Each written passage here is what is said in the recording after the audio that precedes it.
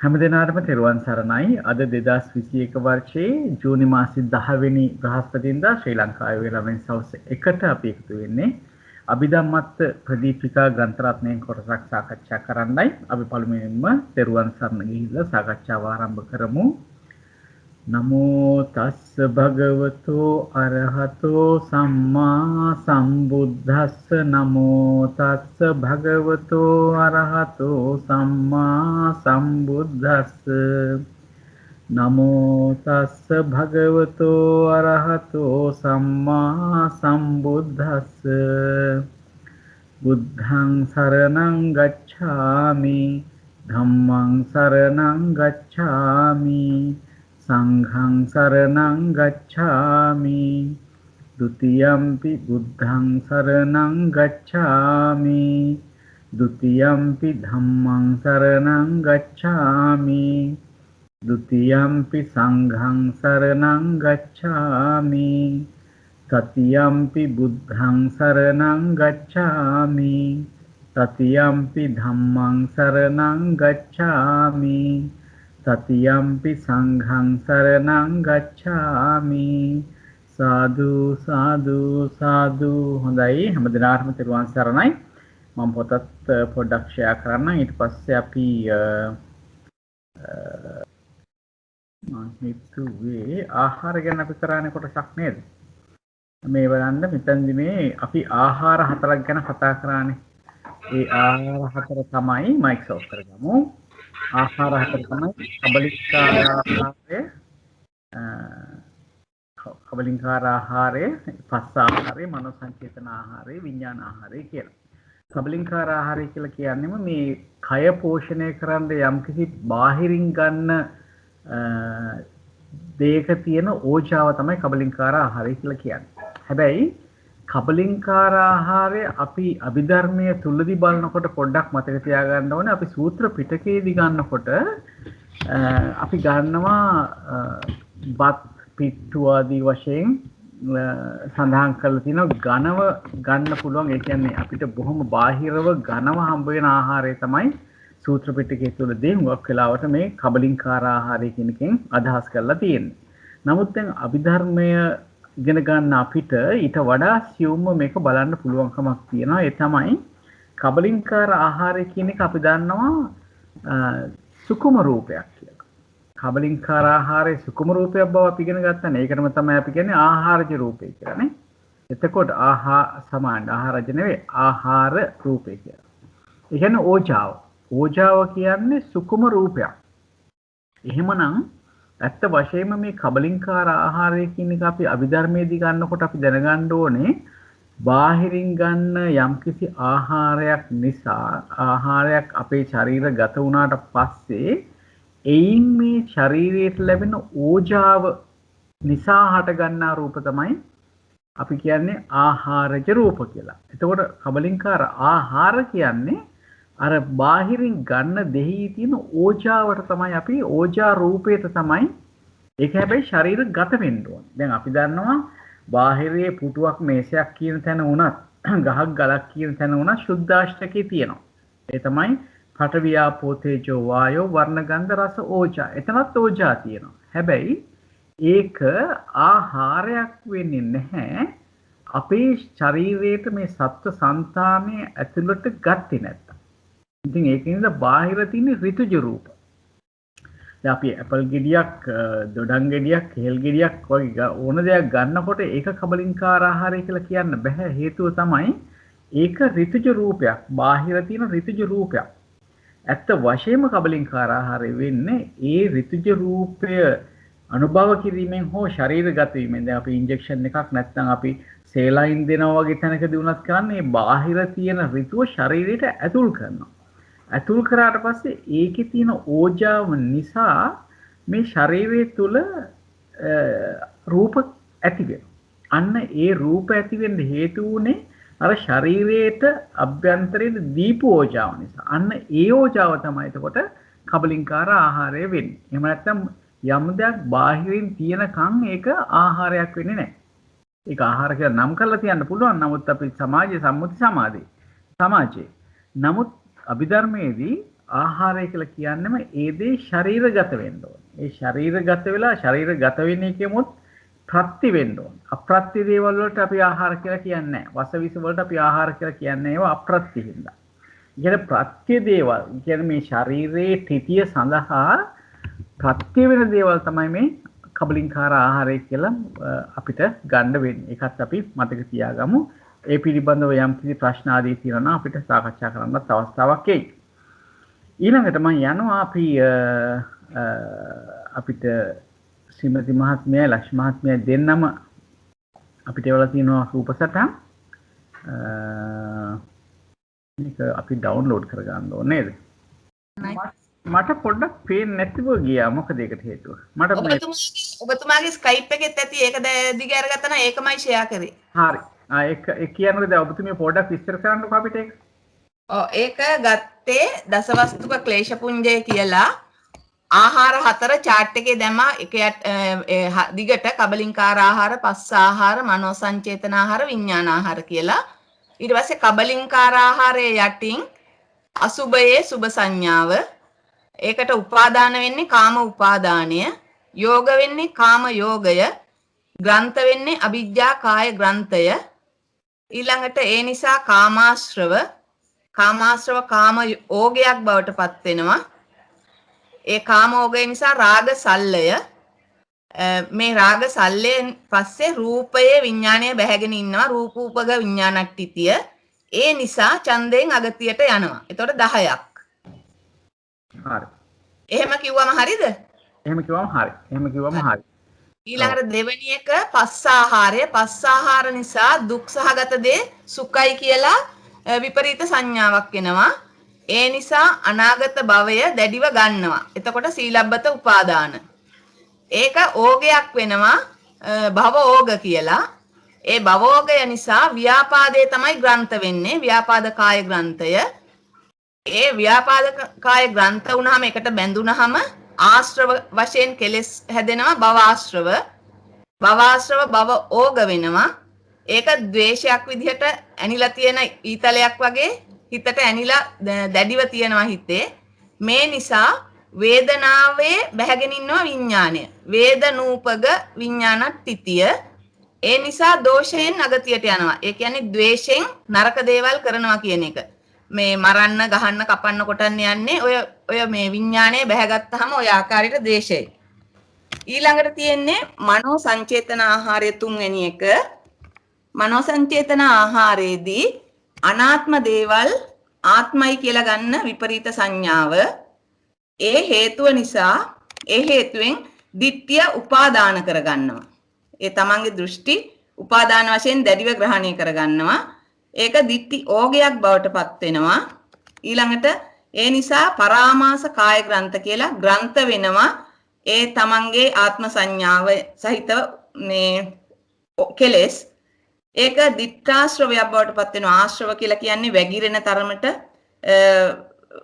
ඇස කන නාසය දිවකය වෑම් වැగిරෙන තරමට මේ කෙලෙස් වැඩි වෙලා ඒක ඕගයක් බවට පත් වෙනවා. ශරීරේ පුරා ගලාගෙන යන තරම් ලොකු ඕගයක්. ඊළඟට දිට්ටි සල්ලය සංඥාවේ බැහැගෙන ඉන්නවා විඥාණය. ඒ නිසා සංයූපග විඥානට්ඨිතිය. මේක හින්දා බයෙන් අගතියට යනවා. Tamanට මේ දේවල් නොලැබෙයි කියන බය නිසා බයෙන් අගතියට යනවා. වැරදි දේවල් කරනවා කියන එකයි ඒකේ අදහස. අපායට යනවා කියන එක නෙමෙයි. ඊළඟට හතරවෙනි එක විඥානාහාරය. ඒ විඥානාහාරය නිසා අනිත්‍ය දේවල් නිට්ටයයි කියන විපරීත සංඥාවෙන් ගන්නවා. එතකොට අත්වාද උපාදානය. ඒක අවිජ්ජා ඕගයෙන්නේ මුලාව මෝහය.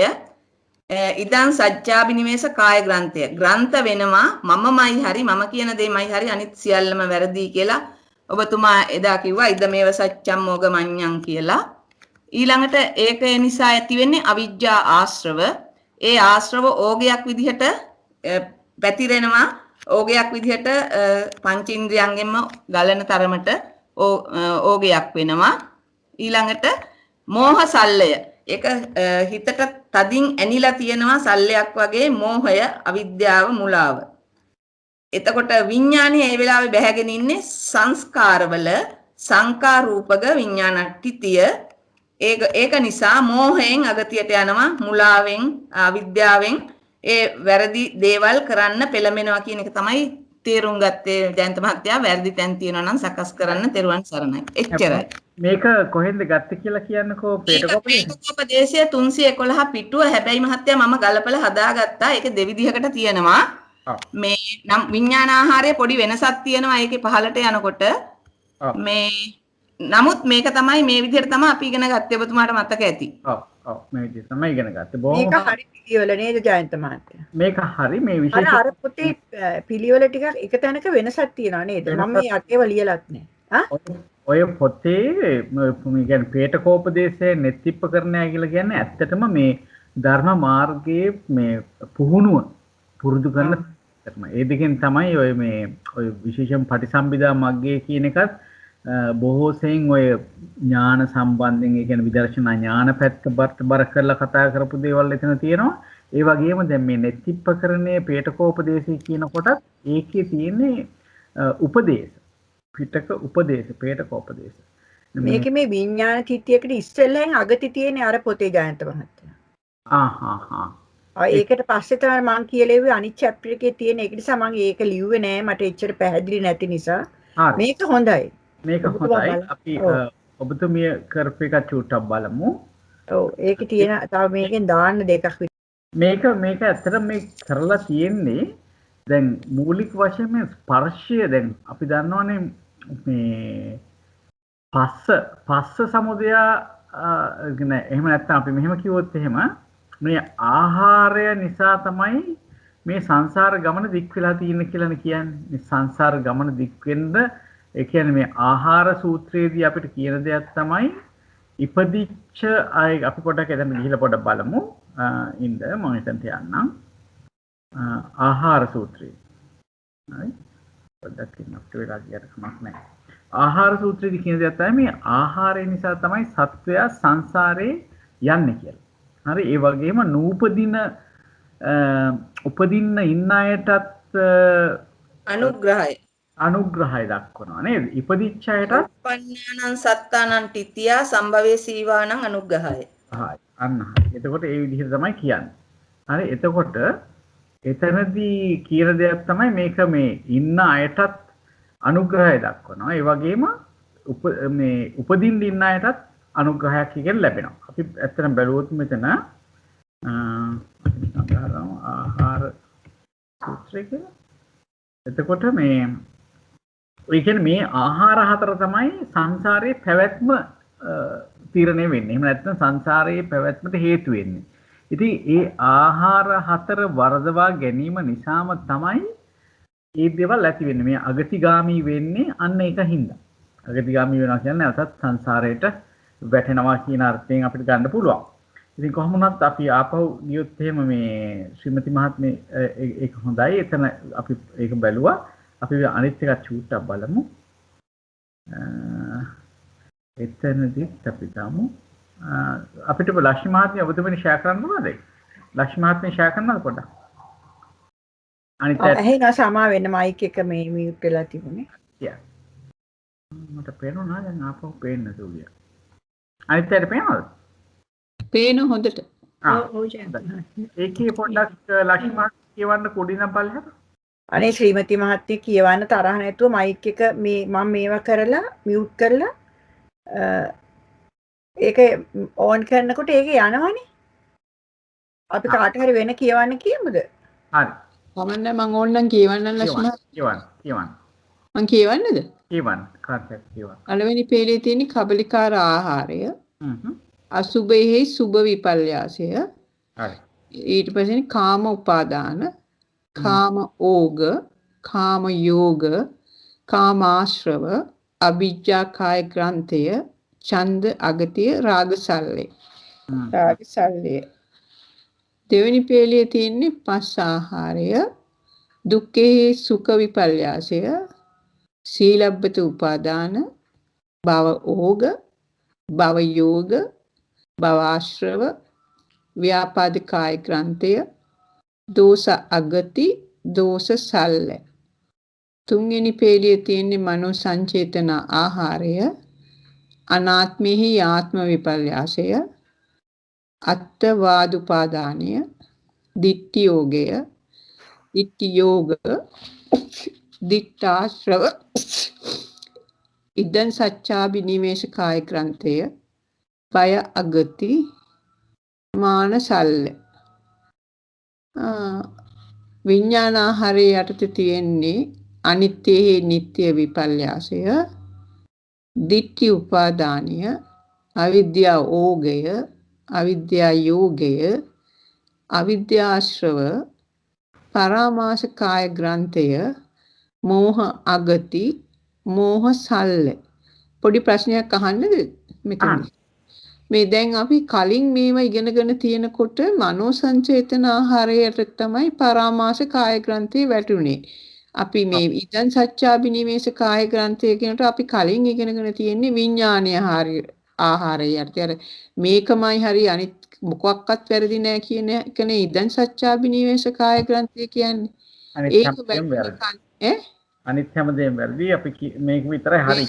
මයි සත්‍ය කියන එකනේ ඉදන් සච්චාබිනිවේෂක. ඒක අපි කලින් ඉගෙනගෙන තියෙන්නේ විඥානාහාරය යටතේ. පරාමාස කාය ග්‍රන්ථය අපි කලින් ඉගෙනගෙන තියෙන්නේ මනෝ සංචේතන ආහාරය යටතේ. හරි. ඒ විදිහට තමයි ශ්‍රීමති මහත්මිය කරලා තියෙන්නේ. ඒක තියෙන්නේ පේටකෝපදේශයේ තියෙන මේ විදිහට ඔය මේ ශ්‍රීමති මහත්මිය කියපු විදිහට. දැන් ඔය ලක්ෂ්මී මහත්මිය කියපු විදිහට තමයි නෙත්තිපකරණේ තියෙන්නේ. පොඩි වෙනස්කම් තියෙනවා. ඒක සමහරට අර ව්‍යවහාරයෙන් එනකොට පොඩ වෙනස්කාද කියලා හිතන්න පුළුවන්. කොහොම නමුත් දැන් මේකෙන් කියන්නේ මේ දසවස්තුක ක්ලේශ පුංජය කියනකොට මේ හැම කබලින්කාර ආහාරය, පස්ස ආහාරය, මනෝ සංචේතන ආහාරය, විඥාන ආහාරය කියන ආහාර හතරම නිසා මේ අපිට විපල්ලාස කියන එක ඇති වෙනවා. ඒ කියන්නේ ඒවා වරදවා ගැනීම කියන එකම තමයි විපල්ලාස කියලා කියන්නේ. එතකොට කබලින්කාර ආහාරය කියන එකෙන් බොහෝ විට රූපේ පැත්තට බර කරලා තමයි ඒ ටික කතා කරලා තියෙන්නේ. එතන අසුභේ සුභයි කියලා කියන හුඟක් වෙලාවට රූපේ පැත්තෙන් තමයි කතා කරලා තියෙන්නේ. ඒකනේ එතෙන්දි මේ අභිජ්ජා කාය ග්‍රන්ථයේ රාග සල්ලේ වගේ දේවල් මේ පැත්තට බර කරලා කතා කරලා තියෙනවා. ඊට පස්සේ මොකද ඒකේ රූප උපග විඥානක්‍රිති කියලා කියන්නේ ඒකේ රූපය මත තමයි ඒක විඥානය පවතින්නේ. කියන්නේ ඒ එක විදි අගති වලට යන විදි කෙනෙක් රූපේ පැත්තෙන් රූපය හොඳයි රූපය සුබයි කියලා අරගෙන ඒ අනුව එයාට විපල්ලාස ඇති වෙලා කාමයේ පැත්තට බර වෙලා ඒවා බොහොම ඇලුම් ඇති කරගෙන කාමාශ්‍රවත් වලටත් ඒක එකතු කරනවානේ. දැන් කාමාශ්‍රව කියන එක ඇත්තටම මෙහෙම එකක් තියෙනවා. කාම ආශ්‍රවය කියන එක හරියට දැන් අපි හිතමුකෝ දැන් යම් කිසි කෙනෙක් යම් දෙයකට ඇඩික්ට් වෙනවා කියලා. දැන් හුඟක් අය දුම්බීම වගේ දේවල් වලට ඒගොල්ලන් ඇබ්බැහි වෙනවා.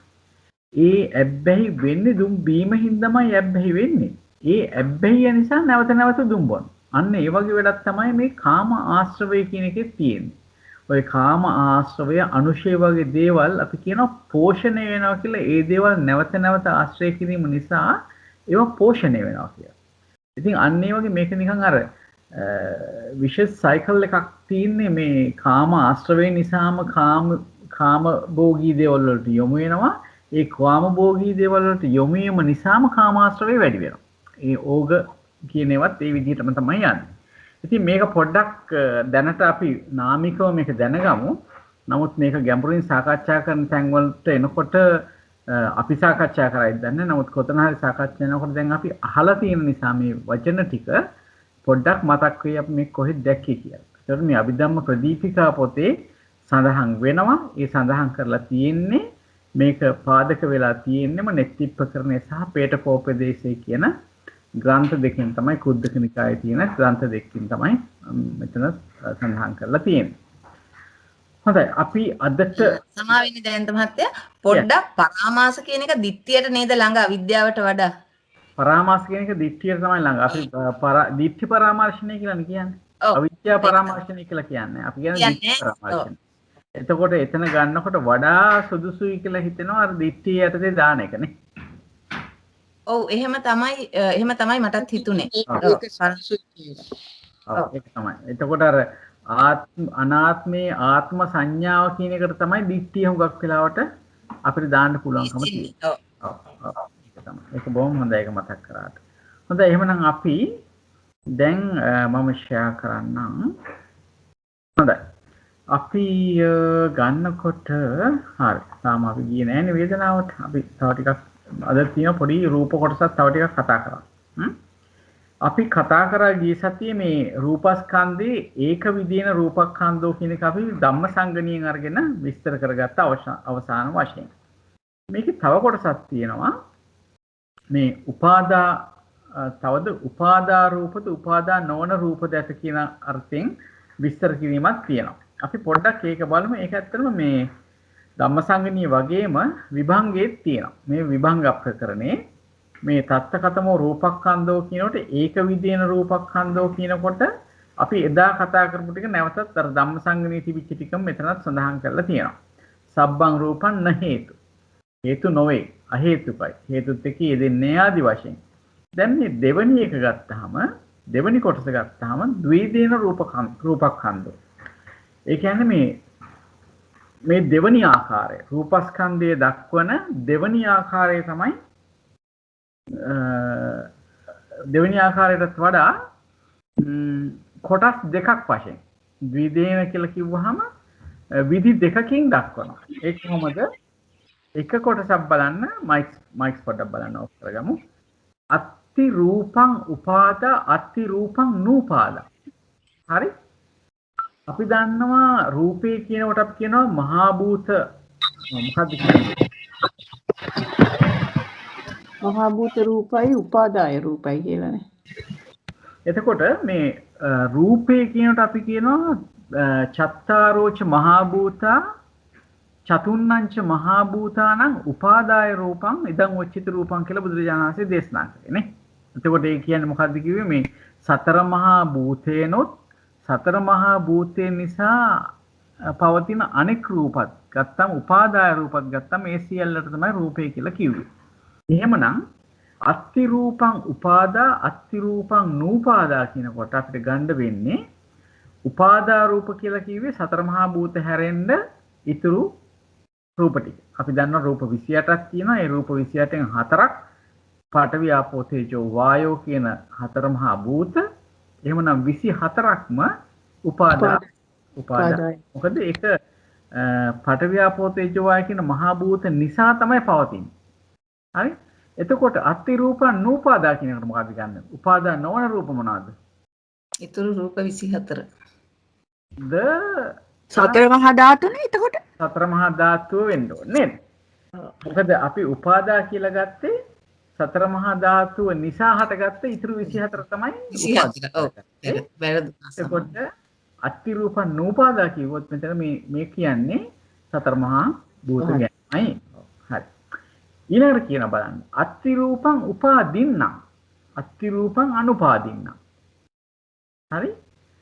මේ මොකද්ද කියන්නේ අත්ති රූපං උපාදින්නම් කියනකොට මොකද්ද උපාදින්න කියන එකේ තේරුම අපි කතා කරලා තියෙනවද මීට කලින්? උපාදින්න කියනකොට කියන්නේ දෙවිදිහකට උපාදින්න කතාව කියනවා මේ ධර්මයේ. එක විදිහක් තමයි මේ තමාගේ කියලා සම්මත දෙයක් තියෙනවා නම් තමාගේ කියලා ගන්න දෙයක් තියෙනවා නම් ඒක උපාදින්න හැටියට කතා කරනවා. දැන් මෙතනදී අත්ති රූපං උපාදින්නම් කියනකොට ඒ අර්ථයට වඩා ගිය තැනක් එහා ගිය තැනක්. මෙතෙන්දී කතා කරන්නේ මේ කර්මජ රූප ගැන.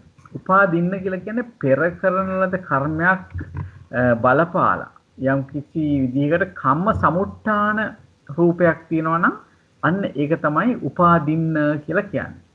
එතකොට අපේ ශරීරයේ තියෙන මොනවද කර්ම සමුට්ඨාන රූප? කියන්න බලන්න. කර්මජ රූප 20 නේද? අන්න හරි. මොනවද 20 මතකද? සුද්දාෂ්ටකයයි ප්‍රසාද රූප 5යි. එතකොට භාව රූප 2යි. භාව 2යි. රූපයයි. රූපයයි. එතකොට හරියද? 8යි 5යි 14යි. රූප 2යි. භාව 2යි. රූපයයි. ජීවිතේන්ද්‍රිය රූප ආදී 3. ජීවිතේන්ද්‍රිය තියෙනවා. ජීවිතේන්ද්‍රිය 3යි. ජීවිතේන්ද්‍රිය 3ක් නෑ ජීවිතේන්ද්‍රිය 1යි නේද? එතකොට අපි කීයක් කියවද බලන්න දැන් ඔන්න බලන්න ගණන් කරන්න.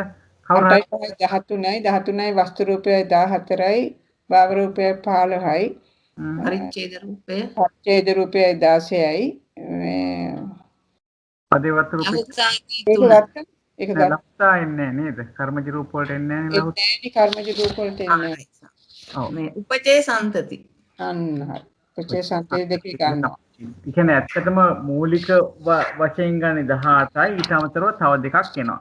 එනවා ලියාගත්තේ නැති කට්ටිය ලියා ගන්න ඕන නම් ලියා ගන්න. කොහොමද අපි ඒක ගන්නෙ? සුද්ධාෂ්ටකයයි. මොකද හැම රූපයක්ම ශුද්ධාෂ්ටකය ඇසුරු කරන්න තියෙන්නේ. ශුද්ධාෂ්ටකයයි ප්‍රසාද රූප 5යි. මොකද චක්කුසෝත ගාන ජීව කාය කියන රූප 5. ඊට පස්සේ ගත්තාම භාව රූප දෙක හම්බ වෙනවා නේ. ඒකට 8යි 5යි 13යි 2යි 15යි. ඒකට හදේවත් රූප එකතු වුණාම කීයද? 8යි 5යි 13යි 2යි 15යි 16යි. ඊට පස්සේ ඒකට ජීවිතින්ද්‍රිය රූපයත් එකතු කරන්න. ඒකවල 17යි. ආකාශ රූපයත් එකතු කරන්න. මොකද මේ ආකාශය කියන එක අපි ගන්නවා එතෙන්දී අර කලාප වෙන් කිරීම අර්ථයෙන් ගන්නවා. හරි? ඒකත් එක 18යි. ඊට පස්සේ අපි ප්‍රචේ සංතේ දෙක ගන්නවා උපචේ ගන්නවා. උපචේ සම්තති ගන්නවා. එතකොට 20යි හරි? එතකොට ඒ ටික තමයි උපාදින්න රූප කියලා කියන්නේ. එතකොට අනුපාදින්න රූප කියන්නේ ඍතුජ රූප, එතකොට ආහාරජ රූප, චිත්තජ රූප කියන ටික අපි ගන්නවා අනුපාදින්න කියලා. එතකොට අපිට එතනදී චිත්තජ රූප හම්බ වෙනවා 17ක්. ඊට පස්සේ හම්බ වෙනවා ආහාරජ රූප හම්බ වෙනවා 15ක්. ඊට පස්සේ ඍතුජ රූප හම්බ වෙනවා 14ක්. නේද? 14ක් හම්බ වෙනවා. අපි රූප කාණ්ඩය කරනකොට කරපු ටික පොඩ්ඩක් බලා ගන්න. මම හිතන්නේ අපි මේක කරා කියලා. ඒ ටික පොඩ්ඩක් බලා ගන්න. හරි? ඔය ආකාරයෙන් නොයෙකුත් විදිහට අත්ති රූපං උපාදින්න උපාදානියං කියලා කියනවා. යම් කිසි රූපයක් තියෙනවා උපාදින්න ඒ වගේම උපාදානයේට හිත. හරි? අපි දන්නවා සියලුම රූප උපාදින්න වෙන්නේ නැහැ. නේද? අපි දැන් උපාදින්න කියලා ගත්තෙම කර්මජ රූප ටික. ඒකට අස්ති රූපං උපාදින්න උපාදානියන් කියනකොට එතන ගන්නෙත් එතකොට කර්මජ රූප ටික තමයි උපාදින්න වෙන්නේ. ඒ ටික උපාදානියත් වෙනවා. මොකද රූප කියන ටික අපි කිව්වා සාසවයි උපාදානීයයි කියලා. ඒ කියන්නේ රූපය ගත්තාම ලෞකික ධර්මයක්. එහෙමනම් ඒක අනිවාර්යයෙන්ම ආශ්‍රව වලටත් ගොදුරු වෙනවා උපාදාන වලටත් ගොදුරු වෙනවා. එහෙමනම් අපි ඒ රූප ටික කර්මජ රූප ටික උපාදින්න වෙනවා. ඒ වගේම උපාදින්න කියලා කියන කර්මයෙන් හටගත්ත හින්දා ඊට පස්සේ ඒක උපාදානයටත් හිත වෙනවා. අත්ති රූපං අනුපාදින්න උපාදානිය. අපි දැන් අර අනුපාදින්න රූප ටිකක් කියලා කියවනේ චිත්තජ රූප, චිත්තජ රූප, ඍතුජ රූප, ආහාරජ රූප කියනවා. ඒව අනුපාදින්නයි. හැබැයි ඒවත් උපාදානයට හිත වෙනවා. ඒකට ඒ රූප ටිකම තමයි මේ අනුපාදින්න උපාදානියන් කියලා කියන්නේ. ඊළඟට කියනවා අත්ති රූපං සනිදස්සනං. සනිදස්සනං කියන්නේ දකින්න පුළුවන් රූපයක්. දකින්න පුළුවන් රූපේ. මොකද්ද මේ අත්ති රූපං සනිදස්සනං කියනකොට අපිට ගන්න පුළුවන්? වර්ණ රූපේ විතරයි. වර්ණ රූපේ විතරමයි නේ. ඒක තමයි එකම සනිදස්සන රූපය. එතකොට අත්ති රූපං අනිදස්සනං කිව්වහම අනිත් වර්ණ රූපය හැර අනිත් රූප 27ම ගන්න පුළුවන් නේද?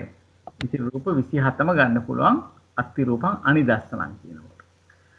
ඊට පස්සේ කියනවා අත්ති රූපං සප්පටිගං. මොනවද මේ රූප සප්පටික රූප කියලා කියන්නේ? ඕලාරික රූප 12.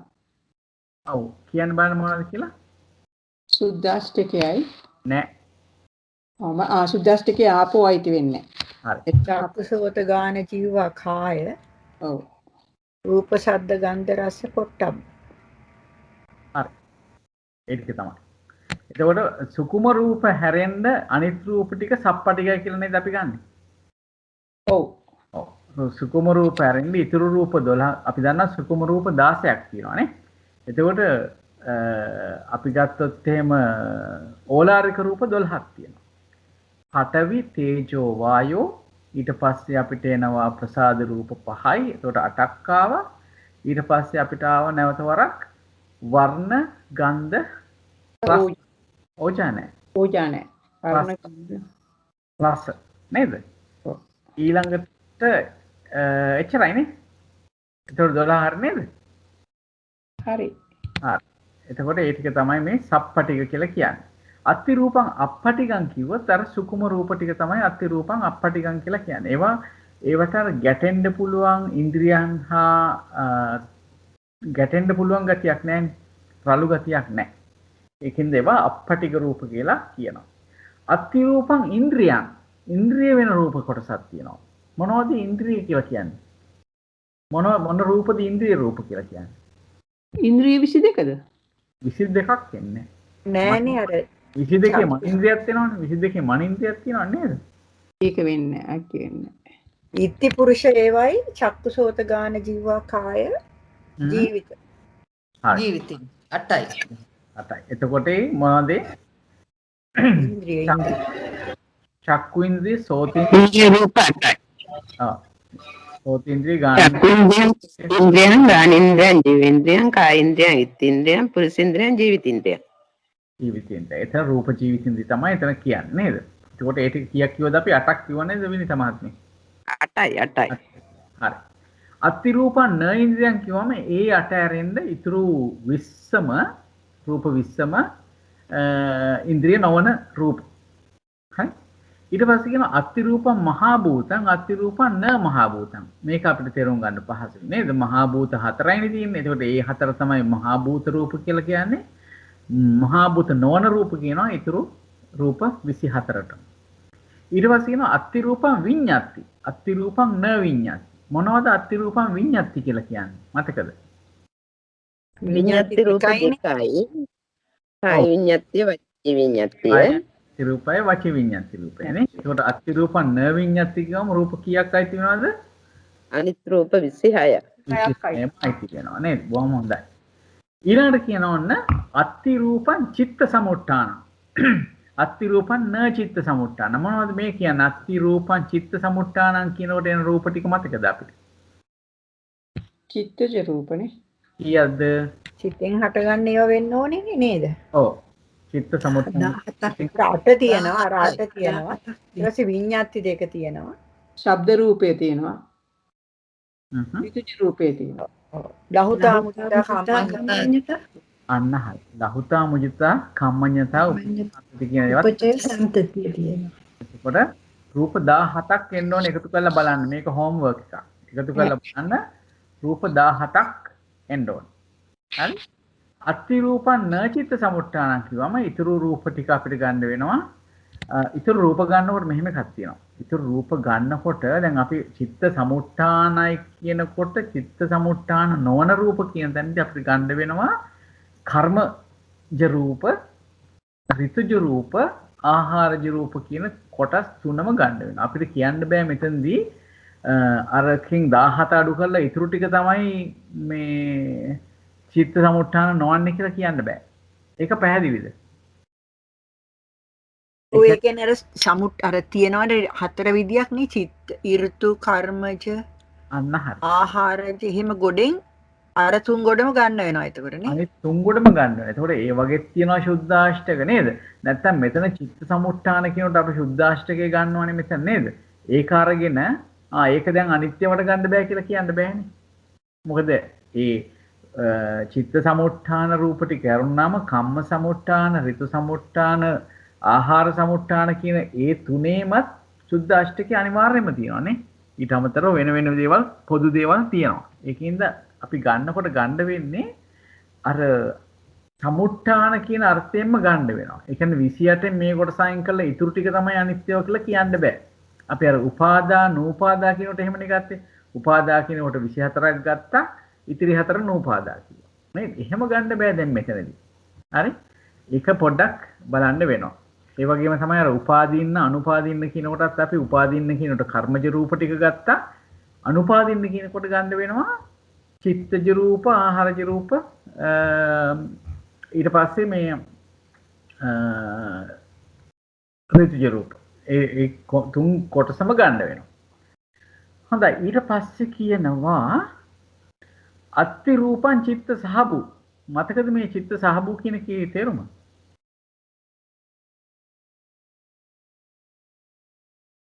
අපිට බලන්න මට මතක නෑ දැන් චිත්ත සහබු කිව්වේ ඒක මොකක්ද ඒක තේරුම. සිත හා සමග එකට හට ගන්න නේද? සහ බූ. ඔව් සිත හා සමග එකට හට ගන්න ධර්ම. මොනවද එතනට ආවේ? විඤ්ඤාති දෙක තමයි එන්නේ. චිත්ත සහ බූ. කොහමද හිතත් එක්ක හටගන්න ඒවා කාය විඤ්ඤාතියයි වචී විඤ්ඤාතියයි නේද? කාය විඤ්ඤාතියයි වචී විඤ්ඤාතියයි දෙක.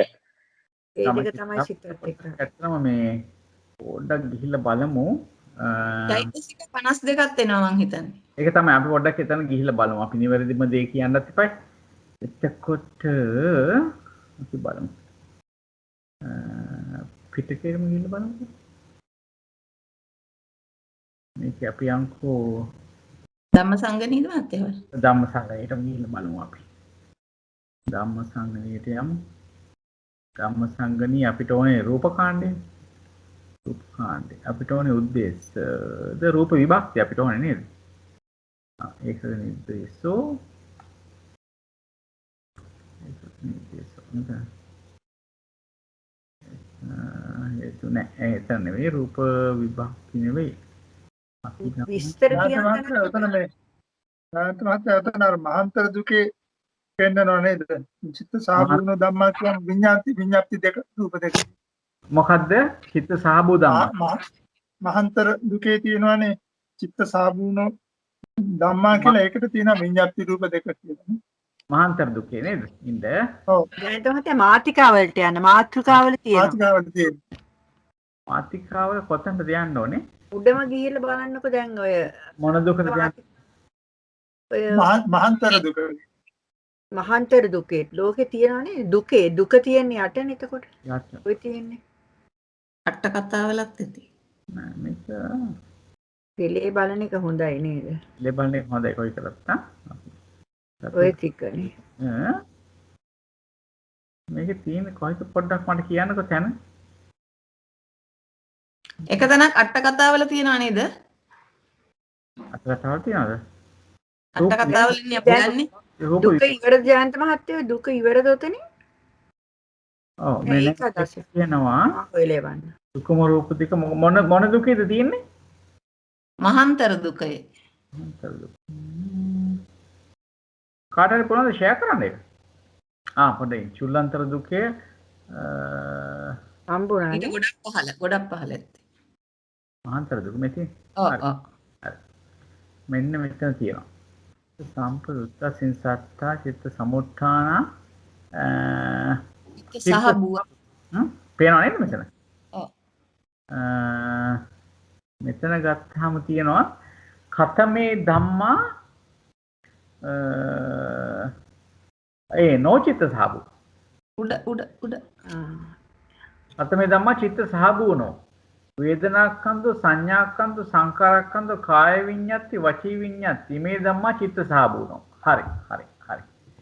එතකොට මෙතන චිත්ත සහබුනෝ කියලා කියන්නේ චෛතසික 52යි කාය විඤ්ඤාති වචී විඤ්ඤාති. මේක ඇත්තටම මේ සිතෙන්ම විතරක්ම උපදින අවස්ථාව නේද අපි ගන්න. වෙන විදිහකට උපදින්නේ නැති. නේ චිත්ත සහබුනෝ කියලා ගන්නකොට වතවතක අපි ඉගෙන ගත්තා මේ ඒකාන්තයෙන්ම සිතෙන් ඇති වෙන සිතත් එක්ක වෙන විඤ්ඤාති දෙක විතරයි ගත්තේ මට මතකයි අර හාමුදුරුවොත් මේ ළඟදී එහෙම කිව්වා මට මතකයි අර. ඔව් ඒක තමයි මෙතෙන්දි ගන්න සිත නිසා පමණක්ම හට ගන්න ධර්ම තමයි මෙතන තේරුම් කරලා තියෙන්නේ චිත්ත සහබුනෝ කියලා. එතකොට වේදනාව කියන එක හැම සිතක් එක්කම ඇති වෙනවා. සංඥාව කියන එකත් හැම හිතක් එක්කම ඇති වෙන සංකාරත් එහෙමයි. ඒ වගේම ඊට අමතරව කාය විඤ්ඤාති වචී විඤ්ඤාති දෙක ඇති වෙන්නේ අනිවාර්යයෙන්ම සිතත් එක්ක. ඒ කියන්නේ එක සිතකින් දෙකම ඇති වෙනවා කියන එක නෙවෙයි. නමුත් ඇති වෙනවා නම් ඇති වෙන්නේ සිතත් එක්කම තමයි ඇති සිත නිසාම තමයි ඇති වෙන්නේ. දැන් ජයන්ත මහත්තයා මෙතන රූපකාණ්ඩ නිසා නාම ධර්ම ගන්නෙ නෑ නේද අපි? දැන් නාම ධර්ම ගන්නෙ නෑ. මෙතනදී ඒකයි අර විඤ්ඤාති දෙක විතරක් උනේ. මේක ද්විදීන රූප සංඝවනේ. මේ කියන්නේ ද්විදීන රූප සංඝව. එතකොට ඔව් ඒකයි සංකාරයෙන් නැත්තේ එතෙන්ට. ඔව් මෙතන ගත්තේ ද්විදීන රූප සංඝව පොඩ්ඩක් ඉන්න. ඔව් මෙතන ගන්න ද්විදීන රූප සංඝ. රූප සංග්‍රහ කරන විදි ගන්න. එතකොට චිත්ත සහබූ කියලා ගත්තොත් අනිවාර්යයෙන්ම අපිට ගන්න විඤ්ඤාති රූප දෙක තමයි ගන්න. හැබැයි චිත්ත සහභූ වෙනවා තව නාම ධර්මයනෝ චිත්ත සහභූ තමයි. වේදනා සංඥා සංඛාර කියන ටිකත් චිත්ත සහභූ. හැබැයි ඒ ටික ගන්නෙ නැහැ. එහෙමනම් අත්ති රූපං න චිත්ත සහභූ කියනට අන්න අපිට කෙලින්ම ගත්ත හැකි විඤ්ඤාති රූප දෙක අතහැරලා ඊතුරු රූප 26ම න චිත්ත සහභූ හැටියට ගන්න පුළුවන්. එතකොට තව එකක් තියෙනවා අත්ති රූපං චිත්තානුපරිවර්ති. හරි අපි ඒකත් පොඩ්ඩක් බලමු. වැඩි මේකනේ මේ බලන්න.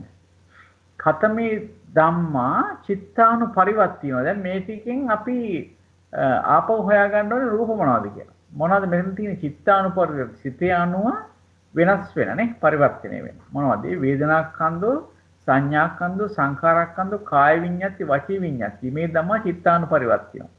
එතකොට මෙතනදී චිත්තානුපරිවර්ති කියලා ගන්නකොට ගන්න වෙන රූප දෙකත් නැවත වරක්ම කාය විඤ්ඤාති වචී විඤ්ඤාති. මේ විදිහට තමයි ගන්න. එතකොට න චිත්ත පරිවර්ති කියලා ගත්තොත් අපිට නැවත වරක් මේ දෙක හැර ඉතුරු ධර්ම සියල්ලම ගන්න වෙනවා අත්ති රූපං න චිත්තානු පරිවර්ති කියලා. ඊළඟට කියන අත්ති රූපං අජ්ජත්තිකං අත්ති රූපං බාහිරං. මොනවද මේ අජ්ජත්තිකං කියලා කිව්වේ? මතකද? ඒකාන්ත රූපායතන චක්කායතන සෝතායතන ගානායතන ජීවායතන කායායතන කියන පහ පහ අජ්ජත්තිකයි නේ. ඉතුරු ඒවා බාහිර. ඉතුරු හැම දෙයක්ම බාහිරයි කියලා ගන්නෙ නේ. ඒක අත්ති රූපං අජ්ජත්තික අත්ති රූපං බාහිරං කියවහම මේක බෙදලා ගන්නේ අර ප්‍රසාද රූප ටික විතරක් අජ්ජත්තික රූප හැටියට ගන්නවා. ඊට පස්සේ අනිත් ඒවා බාහිර රූප හැටියට ගන්නවා. ඉතින් මම බලමු මෙතන එක අජ්ජත්තික එකක් තියෙනවද? නෑ නේද? ඒක දුක මාතික ඒක විජාත්මත අජ්ජත්තික ධම්මා කියන එක දුකේ තියෙනවා නේද? ඔව් මෙතනදී ඇත්තටම මෙහෙමයි අජ්ජත්තික කියලා කියන්නේ අර චක්කායතනෙ ඉඳලා මන ආයතනෙට යනකම්ම අජ්ජත්තිකයි. හැබැයි මන ආයතනෙ අපි ගන්නේ නැහැ මෙතන රූප කතා කරන හින්දා. මෙතන රූප කතා කරන හින්දා දැන් බලන්න මේ ඛතමේ ධම්මා අජ්ජත්තිකා කියනකොට චක්කායතන සෝතායතන ගානායතන જીවහායතන කායායතන මන ආයතන. ඉමේ ධම්මා අජ්ජත්තිකා. හැබැයි මෙතන රූපය ගැන කතා කරනකොට අජ්ජත්තික රූපය කියලා ගන්නකොට අපිට ගන්නේ චක්කායතන ඉඳලා චක්කායතන සෝතායතන ගානායතන ජීවහායතන කායායතන කියන පහ තමයි අජ්ජත්තික හැටියට ගන්න. හරි? එතකොට බාහිර කියලා ගන්න කියන්නේ නාම ධර්ම අයින් කර ගන්නවා නේද මම? ඔව් මෙතන මේ රූපේ ද්විදීන රූප සංගහෝ හින්ද රූපය ගැන කතා කරන්නේ. එතකොට අපි නාම ධර්ම ටික අයින් කරලා තමයි එතන කතා කරගන්න වෙන්නේ. හරි. ඊළඟට ඛතමේ ධම්මා බාහිර කිව්වහම අර ආයතන ටික අතහැරලා අපිට ගන්න වෙන රූපායතන, සද්දායතන, ගන්ධායතන, රසායතන, පොට්ටබ්බායතන, ධම්මායතන කියන ඒ ආයතන හය තමයි ගන්න වෙන්නේ. ඒ ටික තමයි මේ බාහිර ධර්ම හැටියට ගන්න වෙන්නේ. බාහිර ආයතන තැනට ගන්න වෙන්නේ. හරි. එතකොට අපිට ඊළඟට මොකක්ද තියෙන්නේ? එතන අත්ති රූපං ඕලාරිකං නැවත වරක් අපි අර කතා කරා නේද රූප 12ක් මොනවද කතා කරපු රූප 12 පඨවි තේජෝ වායෝ ඊට පස්සේ ප්‍රසාද රූප 5යි ඊට පස්සේ වර්ණ ගන්ධ පොට්ටබ්බ නේද වර්ණ ගන්ධ රස පොට්ටබ්බ වර්ණ ගන්ධ රස පොට්ටබ්බ ඉස්සෙල්ලා කිව්වනේ පඨවි තේජෝ වායෝ කියලා අවාර මේ පඨවි තේජෝ වායෝ කියන තැනටම නේද ඒ ටික එකතු වුණාම නැවත වරක් 12ක් එනවා. එතකොට පඨවි තේජෝ වායෝ කියනකොට 3යි. ඊට පස්සේ අජ්ජත්තික ඉන්ද්‍රිය වගේ චක්කුසෝත ගාන ජීවහ කාය කියනකොට 5යි 8යි. ඊට පස්සේ අපිට එනවා වර්ණ ගන්ධ රස එකක් අඩුනාද? පඨවි තේජෝ වායෝ. ඔව්. මොනින්ද බලමු පඨවි තේජෝ වායෝ ඊට පස්සේ එනවා චක්කු සෝත ගාන જીවහා සෝත ගාන જીවහා කාය වර්ණ ශබ්ද ගන්ධ රස රස 12 අපේ ශබ්ද තමයි මිස් වුනේ. එතකොට 12. හරි? ඒක තමයි මේ ඕලාරික කියලා කිව්වේ. අත්ති රූපං සුකුමං කිව්වේ ඒ 12 යරුනාම ඉතිරි 16 28න් 12ක් ගියම 16යි. ඒ 16 තමයි සුකුම. අත්තිරූපං දූරේ අත්තිරූපං සම්තිකේ. දැන් මෙතනදිත් අත්තිරූපං සම්තිකේ කියලා ගන්න ළඟ තියෙන රූප හැටියට ගන්න අර ඕලාරිකය කියපු 12ම තමයි සම්තික රූපේ හැටියට ගන්න. දූර රූපේ කියලා ගන්න සුකුම රූප. ඒක හුඟක් වෙලාවට කියනවා මේ අවබෝධයට නැත්තම් තේරුම් ගන්න අමාරු හින්දා දුරයි කියලා. ඒ විදිහටත් අර්ථකථනයක් තියෙනවා. ඊළඟට අත්තිරූපං කබලින්කාරාහාරෝ අත්තිරූපං න කබලින්කාරාහාරෝ. මොකද්ද මේ අත්තිරූපං කබලින්කාරාහාරෝ කියලා කියන්නේ? මොන රූපේද? ඕජා රූපේ. අන්න හරි. ඔව්. කියන්නේ සුද්ධාෂ්ටකයේ තියෙන ඕජා රූපේ තමයි මේ කබලින්කාර ආහාරය කියලා කියන්නේ. අත්තිරූපං න කබලින්කාර ආහාරෝ කියන. ඒකට ඉතිරි රූප 27ම කබලින්කාර ආහාරය නොවන රූපේ වෙනවා. අන්න ඒ විදිහට තමයි මේ දෙවිදිහකට නැත්තම් මෙය වේ මෙය නොවේ කියන හැටියට බෙදලා වෙන් කරලා දීලා තියෙනවා. ඉතින් ඒ ටික තමයි අපිට මෙතන එන්නේ මේ තවද උපාදා රූපේද උපාදාන නොවන රූපේද ඇත උපාදීන රූපේද උපාදීන අනුපාදීන රූපද ඇත උපාදීන හා උපාදානී රූපද අනුපාදයන් ඔය ආකාරයෙන් දිගටම කියලා තියෙන්නේ ඒ රූප ටික ගැන තමයි. හරි? එතන මෙතන කියනවා මේ ආදී ක්‍රමයෙන් රූප නිර්දේශයේහි විස්තර දක්වන ලද පරිද්දෙන් රූපස්කන්ධයගේ ඒකවිද ආදී ભેදය දත යුතුයි කියලා කියනවා. ඊළඟට මේක ඇත්තටම දිගින් දිගටම තියෙනවා. දැන් මේ විභංගයේ ගත්තොත් එහෙම විභංග ප්‍රකරණය ගත්තාම තියෙනවා මේ ත්‍රිවිධේන රූපස්කන්ධය. ඊට පස්සේ කියනවා 10 වෙනකන් යනවා නේද? ධම්මසංගමී 11 වෙනකන් 10 වෙනකන් 10 වෙනකන් 11යි නේද? ඒක තියෙන්නේ විභංග ප්‍රකරණ ඒක පළවෙනි වෙනකන් තියෙනවනේ. ඒක තමයි. දැන් චතුබ්බිදේන තියෙනවා. ඊට පස්සේ පංචවිදේන තියෙනවා. විදේන, චබ්බිදේන, සත්ත්වවිදේන, අට්ඨවිදේන, නවවිදේන, දසවිදේන ඒකාද. හරි 11. එතකොට 11 විදිහකට මේ රූපස්කන්ධය අපිට කියලා දීලා තියෙනවා මේ විභංග ප්‍රකරණය. ඉතින් මෙතනදී ඒකේ සාම්පල් එකක් නැත්නම් ඒකේ සටහනක් හැටියට අපිට මෙන්න මේ විදිහට මේ ඒක විදේන සහ ද්විදේන කියන එක මෙතන දක්වලා තියෙනවා. ওই විදිහට අපිට 11 විදිහකටම මේ රූපය ගැන ඉගෙන ගන්න පුළුවන්. එතකොට ඒ ටික ඉගෙන ගත්ත කියන්නේ බොහොම හොඳ අවබෝධයක් රූප කියන ඒව ගැන ලැබෙනවා. ඊට පස්සේ තියෙන වේදනාස්කන්ධය. දැන් අපි කතා කරන්නේම ස්කන්ධ පංචකය ගැනනේ. එතකොට වේදනාස්කන්ධය කියනකොට මෙතන කියනවා මේ පස්ස සම්පයුක්ත වේදනාවගේ වශයෙන් එක් කොටසක් වේ. ඒක විදේන වේදනාස්කන්ධෝ පස්ස සම්පයුක්තෝ. වේදනාව ස්පර්ශය හා සම්ප්‍රයුක්තේ වේ. සියලුම වේදනාව චාතුර්භූමිකේ. චාතුර්භූමික වේදනාව සම්ප්‍රයුක්ත හේතුන් සමගද පත්වන්නේ. සම්ප්‍රයුක්ත හේතු රහිත වූ වේදනා කාමාච. අපි බලමු මේක අරගෙන තියෙන්නේ මේ විභංග ප්‍රකරණය. මේ බලන්න මේ විභංග ප්‍රකරණය අපි දැන් බලන්නේ සත්‍යකතම වේදනාස්කන්ධය. වේදනාස්කන්ධය කියන්නේ කොමක්ද කියලා නේ. ඒක විදේන වේදනාස්කන්ධය. එක් ආකාරයකින් වේදනාස්කන්ධය කියන කොහොමද? පස්ස සම්ප්‍රයුක්තය. පස්සය හා සම්ප්‍රයුක්තයි. ඒ කියන්නේ දැන් අපි දන්නවා සම්ප්‍රයුක්ත කියනකොටම සතර සම්ප්‍රයෝග ලක්ෂණයෙන් එකතු වෙන හින්දා තමයි සම්ප්‍රයුක්ත කියලා කියන්නේ. සතර සම්ප්‍රයෝග ලක්ෂණය කියලා කියන්නේ එකට හට ගැනීම, එකට බිඳීම, එකම අරමුණක් ගැනීම, එකම වස්තුවක පිහිටලා ඇතිවීම කියන ඒ හතර. නැත්තම් ඒකාලම්බන එකම අරමුණක් ගැනීමනේ. ආපහු කිව්වොත් එක්ක ඉපදීම, හරි? ඒක උපාද, ඒක නිරෝධ, එකට නිරුද්ධ වීම, ඒකාලම්බන එකම අරමුණක් ගැනීම, ඊළඟට ඒ කියන්නේ වේදනාවයි පස්සයයි ගන්න ඒක වස්තු. එකම වස්තුවක් මිශ්‍රය කරගෙන තමයි ඒක වස්තු. ඔව්. එතකොට දැන් වේදනාව ඇති වෙන සතර සංප්‍රයෝග ලක්ෂණ නේද? ඔව් සතර සංප්‍රයෝග ලක්ෂණ. එතකොට වස්තු කියලා කියනකොට අපි දන්නවා චක්කු සෝත ගාන જીවහා කාය ඒ වගේම හදේ කියන ඒ වස්තු ටික ආශ්‍රයෙන් තමයි මේ වේදනා කියන උපදින්නේ. එතකොට මේ වේදනාව උපදිනකොට මේ පස්සේ කියන එකත් ඒ වස්තුවම නිශ්චය කරගෙන තමයි උපදින්නේ.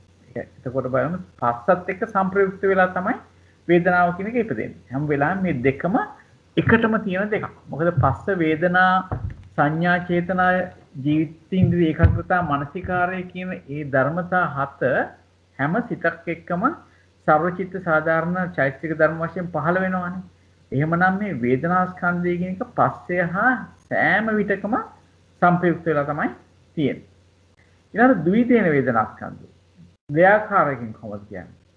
ওই ද්විදේන කියනකොට කියන දෙයක් තමයි යම් කිසි විදිහකින් තියෙනවා තවත් විදිහකින් තියෙනවා. අන්න එතකොට තමයි මේ ද්විදේන කියලා කියන්නේ.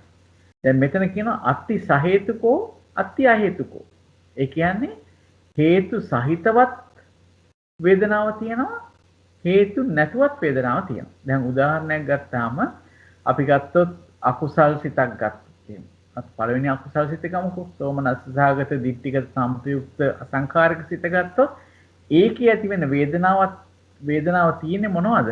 ලෝභ මෝහ කියන හේතුත් එක්ක. අපි ගත්තොත් උද්ධච්ච සිත ගත්තොත් ඒ උද්ධච්ච සිතේ තියෙනවනේ වේදනාවක්. ඒ උද්ධච්ච සිතේ වේදනාව තියෙන්නේ මෝහය කියන හේතුවත් එක්ක. කියන්නේ දැන් ඒ විදිහට හේතු එක්ක උපදින සිත් තියෙනවනේ සහේතුක සිත්.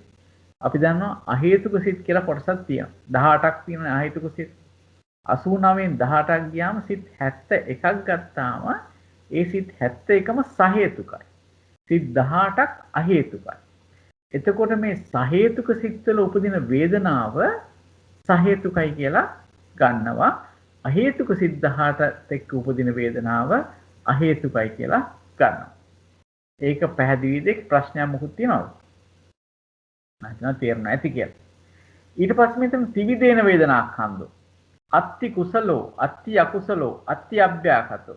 කියන්න බලන්න මේ මොකද්ද මේ වේදනාව ගැන මේ තුන් ආකාරයේ වේදනාව කොහොමද මේ කියලා තියෙන්නේ කියලා. ඒ කියන්නේ කුසල ධම්මා, අකුසල ධම්මා, අව්‍යාකෘත ධම්මා කියන්නේ. ඔව් එතකොට අත්ති කුසලෝ කියන එකට මොකද වේදනාව කුසල වෙන්නේ කොයි විදිහේ කොයි වෙලාවෙද?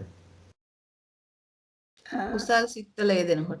සිත්වල යෙදෙන. සිත් 21 යෙදෙනකොට ඒ කුසල් සිත් 21 යෙදෙන වේදනාව කුසලයි. කුසලයි. අකුසල වේදනා කියලා කියන්නේ මොනවද? අකුසල් සිත් 12 යෙදෙනකොට වේදනාව අකුසල. ඒක අත්‍ය අභ්‍යාකතව කියලා කියන තැන මොකක්ද? එතන තියෙන්නේ විපාක සිත් 32යි ක්‍රියා සිත් 20 යෙදෙනකොට අව්‍යාකෘත. විපාක සිත් සහ ක්‍රියා සිත්වල යෙදෙන විපාක සිත් 36ක් නේද? 36. ඔව් ඒ විපාක සිත් 36යි ක්‍රියා සිත් 20යි යෙදෙන වේදනාව අභ්‍යාකෘත. ඒ ඊට චතුබ්බිදේන හතර විදිහකට බෙදලා පෙන්නනවා. අත්ති කාමාවචරෝ, අත්ති රූපාවචරෝ, අත්ති අරූපාවචරෝ, අත්ති අපරියාපන්න. ඒ කොහොමද අපි කොහොමද බෙදන්නේ? භූමි වශයෙන්නේ. භූමි වශයෙන් බෙදන්නේ. එතකොට කාමාවචර සිත් කීයක් තියෙනවද මතකද කාට හරි? 54. 54යි නේද? එතකොට ඒ සිත් 54 තියෙන වේදනාව කාමාවචර වූ එක් ඇත, රූපාවචර වූ එක් ඇත. එහෙම යන්නේ. එතකොට වේදනාව අරූපාවචර වෙන්නේ මොන සිත් කීයකද? sorry රූපාවචර වෙන්නේ 15ක. 15ක රූපාවචර. රූපාවචර සිත් 15 යෙදෙන වේදනාව රූපාවචරයි නේ. අරූපාවචර සිත් 12 යෙදෙන වේදනාව අරූපාවචරයි. ලෝකෝත්තර සිත් 8 යෙදෙන වේදනාව අපරියාපන්නයි. නේද? අපකටි ක්‍රමයට ගත්තොත්. ඊළඟට කියනවා පංච විදේන වේදනාස්කන්ධ. පස් ආකාරයකින් කියනවා. කොයි විදිහටද? අත්ති සුඛින්ද්‍රයන්, අත්ති දුක්ඛින්ද්‍රයන්, අත්ති සෝමනස්සින්ද්‍රයන්, අත්ති දෝමනස්සින්ද්‍රයන්, අත්ති උපේක්ඛින්ද්‍රයන්. ඒවං පංච විදේන වේදනාස්කන්ධ.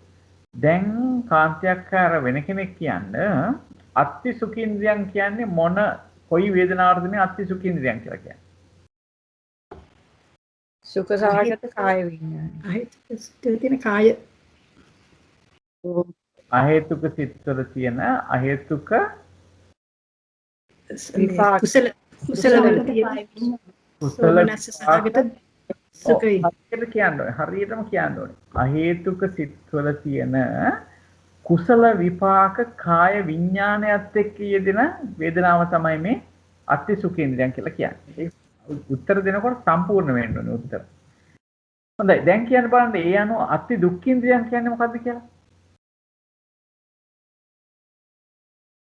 කවුරු හරි කාය විඥානය. අහේතුක අකුසල විපාක වල යෙදෙන දුක්ඛ සහගත කාය විඥානය සමග යෙදෙන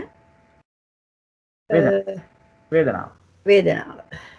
අපි වේදනාව ගැන තමයි කතා කරන්නේ. එතකොට අත්ති සෝමනස් ඉන්ද්‍රියන් කියන්නේ මොන සිත්වල යෙදෙන වේදනාවද?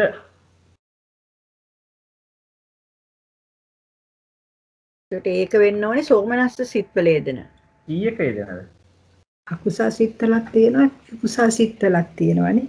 අකුසල් සිත්වලක් තියෙනවා, කුසල් සිත්වලක් තියෙනවා. සෝමනස්ස සිත් කීයක් තියෙනවද? 63ක් තියෙනවා නේද? නැහැ. 62යි. 62ක්. දෙකක් තියෙනවා. මේ සුඛ සහගත සිත් තියෙනවා 63ක් නේද? ඔව්. ඒකෙන් අර සුඛීන්ද්‍රිය කියන එක අපි අයින් වෙනවා. ඔව්. ඒකයි. සුඛසහගත කාය විඤ්ඤාණය අයින් කරන්න ඕනේ එතෙන්දී. හොඳයි මතක අඩුම ගානේ මේ 62ක් 63ක් කියන ඒකාන්ත කියනවා කියන්නේ යම් කිසි මතකයක් තියෙනවා කියන එක. ඉතින් ඒක හොඳයි. සෝමනස්ස ඉන්ද්‍රිය ගන්නකොට අපිට සිත් 62ක් තියෙනවා නේද? එතකොට අත්ති දෝමනස්ස ඉන්ද්‍රියන් කියනකොට මොන සිත්වල යෙදෙන වේදනාව ගැනද මේ කතා කරන්නේ? සිත් තුනක යෙදෙන වේදනාව ගැන. පටිඝ සම්පයුක්ත කුසල් සිත් 12න් දෙකක දෝමනස්ස සහගත සිත් දෙකේ. දෙකේ. ඒ කියන්නේ අකුසල් සිත් දෙක නේද? පටිඝ සම්ප්‍රයුක්ත අකුසල් සිත් දෙකේ යෙදෙන වේදනාව තමයි මේ අත්ති දෝමනස් ඉන්ද්‍රියන් කියලා කියන්නේ. එතකොට අත්ති උපේක්ඛාන්ද්‍රයන් කියන්නේ සිත් කීයක යෙදෙන වේදනාවද? සිත් 55ක් තියෙනවානේ. 55 සිත් දේවා සිත් 55ක් කියලා. අපි සාමාන්‍යයෙන් පොදුවේ ගත්තාම උපේක්ෂා සහගත නේද? උපේක්ෂා සහගත සිත් කියනවා 55ක් නේද? ඒ සිත් 55 යෙදෙන වේදනාව තමයි අත්ති උපේක්ඛින්ද්‍රයන් කියලා කියන්නේ. මේ මෙහෙම කියනකොට මේ කියලා තියෙන්නේ මොන ભેදයෙන්ද වේදනාව කියලා තියෙන්නේ? ඉන්ද්‍රිය ભેදේ. ඉන්ද්‍රිය ભેදේ. බොහොම හොඳයි. අනිත් ભેදේ මොකද්ද මේ වේදනාව කියන? අනුභවන ભેදේ. අනුභවන ભેදයෙන් කොහොමද එන්නේ? තුනයි. සුඛ දුක උපේක්ඛා කියලා. ඔව් අදුක්ඛමසුඛ කියලා කියන්න පුළුවන්. ඔව්. හොඳයි ඊළඟට චබ්බිදේන වේදනාස්කන්ධ. වේදනාව 6 විදිහකට බෙදෙනවා. කොහොමද ඒක බෙදෙන්නේ? අරමුණු ගන්න විදිහ අනුව ඒ වස්තුව ආශ්‍රයෙන් තමයි ප්‍රකාශ කරලා කියන්නේ. කොහොමද? චක්කු සම්පස්සජා වේදනා. චක්කු සම්පස්සජා වේදනා කියන්නේ මොන වේදනාවද? චක්කු විඥානයේ හටගන්න වේදනාව. චක්කු විඥානයේ ඇති වේදනාව තමයි චක්කු සම්පස්සජා වේදනා කියන්නේ. සෝත සම්පස්සජා වේදනා, ගාන සම්පස්සජා වේදනා, જીවහා සම්පස්සජා වේදනා, කාය සම්පස්සජා වේදනා, මනෝ සම්පස්සජා වේදනා කියලා 6ක් තියෙනවා වේදනා. ඒක අපිට තේරෙනවා. ඊළඟට සත්ත්ව විදේන වේදනාස්කන්ධ. වේදනාව 7 විදිහකට බෙදෙනවා. ඒ තමයි චක්කු සම්පස්සජා, සෝත සම්පස්සජා, ගාන සම්පස්සජා, જીවහා සම්පස්සජා, කාය සම්පස්සජා කියලා මේ වේදනා ටික කියලා ඊට පස්සේ කියනවා මනෝ ධාතු සම්පස්සජා වේදනා, මනෝ විඥාන ධාතු සම්පස්සජා වේදනා. ඒවං සත්ත්ව විදේන වේදනාස්කන්ධ. 7 විදිහකට බෙදෙනකොට කලින් අපි කියන්නේ මනෝ සම්පස්සජා වේදනා කියලා. මේ මනෝ සම්පස්සජා වේදනා කියන එක දෙකට බෙදුවා. මනෝ ධාතු සම්පස්සජා වේදනා, මනෝ විඥාන ධාතු සම්පස්සජා වේදනා. දැන් කියන්නේ මනෝ ධාතු සම්පස්සජා වේදනාව කියලා කියන්නේ මොන සිත්වල යෙදෙන වේදනාව? පංචද්වාරා වර්ජන සිතේ සම්පටිච්ඡන සිත් දෙකේ යෙදෙන. ඒ මනෝ ධාතු ත්‍රිකය අපි ඒකට කියන්නේ. නේද? එතකොට ඒකත් එක්ක එන වේදනාව තමයි ඒ සිත්වල තියෙන වේදනාව තමයි මනෝ ධාතු සම්පස්සජා වේදනා කියන්නේ. එතකොට මනෝ විඥාන ධාතු සම්පස්සජා වේදනාව යෙදෙන සිත් කීයක් තියෙනවද? 76යි. සිත් 13ක් අඩු වෙන්න ඕනේ. 89න් 13ක් අඩු වෙච්ච ගාන. අන්න හරි. 89න් අපි ද්විපංච විඥාන අඩු කරනවා නේද? 10ක්. චක්කුසෝ ඊට පස්සේ මනෝ ධාතු කියන තුනත් අයින් කරනවා. 13ක්ම අයින් කරාම 76ක් එනවා. එතන මනෝ විඥාන ධාතු සම්පස්සජා වේදනා 76ක් තියෙනවා. හරි? ඊට පස්සේ අපි බලමු දැන් පොතට ගිහිල්ලා ඒ තරම් දුරට යන්නෙත් නැති වෙයි මේ පොඩ්ඩක් ඉන්න බලන්න. ඉන්ද්‍රිය වශයෙන් අපි කතා කරා, නිශ්චය ස්ථාන වශයෙන් කතා කරා, චක්කු සම්පස්සජා ඊට පස්සේ සප්ත විදක් තියෙනවා නේද? සප්ත විදට අපි ගියේ නැහැ නේද? ගියාද සප්ත විදයකට? අනේ ඒකේ තමයි ආවේ මනෝ ධාතු ත්‍රිකය ආවේ. එතන පොඩි වෙනසක් තියෙනවා. මේක තමයි හරි විදිය. මෙතන ඇත්තටම මනෝ කියන එක තමයි මනෝ ධාතු මනෝ විඥාන ධාතු කියලා බෙදී. මේකේ පොඩි වෙනසක් තියෙනවා. මේ සප්තවිධ ණයෙහි කාය සම්පස්සජා වේදනාව, කායික සුඛ වේදනා, කායික දුක් වේදනාය දෙකක් කරගෙන හරි. ඒ අටවෙනි එක කියන්නේ sorry. අටවෙනි එක ගත්තාම අටවිදේන වේදනා ඛණ්ඩ. මෙතනදී අටවිදේන වේදනා ඛණ්ඩ කියන ඔන්න චක්කු සම්පස්සජා වේදනා, සෝත සම්පස්සජා වේදනා, ගාන සම්පස්සජා වේදනා, ජීව සම්පස්සජා වේදනා, කාය සම්පස්සජා වේදනා, අත්ති සුඛා අත්ති දුක්ඛා. දැන් අර කලින් කියපු එකේ කාය සම්පස්සජා වේදනා කියන එක දෙකට බෙදලා තියෙන කොහොමද? කාය සම්පස්සජා වේදනා අත්ති සුඛා අත්ති දුක්ඛා කියලා මේ කාය සම්පස්ස වේදනා දෙකට බෙදලා තියෙනවා. හරි? හැබැයි දැන් අර කලින් බලන්නකො කලින් කිව්වා මේ මනෝ සම්පස්සජා කියන එක දෙකට බෙදුවම මනෝ ධාතු සම්පස්සජා, මනෝ විඥාන ධාතු සම්පස්සජා කිව්වම අපිට අර 6කට බෙදපු එක 7ක් වුණා. දැන් මේ 7ක් කියන එකේදී තියෙන කාය සම්පස්සජා වේදනාව අපි බෙදනවා සුඛ වූ කාය සම්පස්සජා වේදනාවක් ඇත, දුක්ඛ වූ කාය සම්පස්සජා වේදනාවක් ඇත කියලා මේ දෙකට බෙදනවා. එතකොට මීට වඩා එකක් වැඩිපුර එනවා 8 විදිහකින් ඒ විදිහට කියන්න පුළුවන්. හරි? ඊට පස්සේ 9 විදිහකට එනකොට කොහොමද කියන්නේ? 9 විදිහකට එනකොට කියනවා චක්කු සම්පස්සජා වේදනා, සෝත සම්පස්ස ඔය ආකාරයෙන්ම කියලා මනෝ ධාතු සම්පස්සජා වේදනා කියලා මනෝ විඥාන ධාතු සම්පස්සජා වේදනා. හැබැයි මෙතන මේ ආපහු කාය සම්පස්සජා කියන එක එකක් හැටියට අරන් තියෙනවා. මෙතන නෑ අත්ති සුඛ අත්ති දුක්ඛ කියලා අරන් නෑ. කාය සම්පස්සජා වේදනාව කියලා එකක් හැටියට අරගෙන මේ මනෝ විඥාන ධාතු සම්පස්සජා වේදනාව බෙදනවා අත්ති කුසල අත්ති අකුසල අත්ති අභ්‍යකතා කියලා. හරි? එතකොට ඒ විදිහට තමයි දෙකක් අඩු කරලා තුනක් එකතු කරලා තියෙනවා. එතකොට 9ක් වෙනවා මචං. ඊළඟ දස විදින කිව්වහම කොහොමද කරලා තියෙන්නේ? දසවිදින කියන නැවතරක් අර කාය සම්පස්සජායක දෙකට බෙදලා. එතකොට මේ 9ට ඒ දෙක 9ට 9 10ක් වෙනවා ඒ සුඛ දුක කියලා දෙකට බෙදුවාම කාය සම්පස්සජා වේදනා. ඊට පස්සේ හරි ඒ විදිහට තමයි ගිහින් තියෙන්නේ. අපි බලමු අෂ්ටවිධ ණය බොහෝ කොටස් වශයෙන් මේ විදිහට ගත්තාම බොහෝ කොටස් වශයෙන් වේදනා ස්කන්ධය දේශනා කළා කියනවා කියලා කියනවා.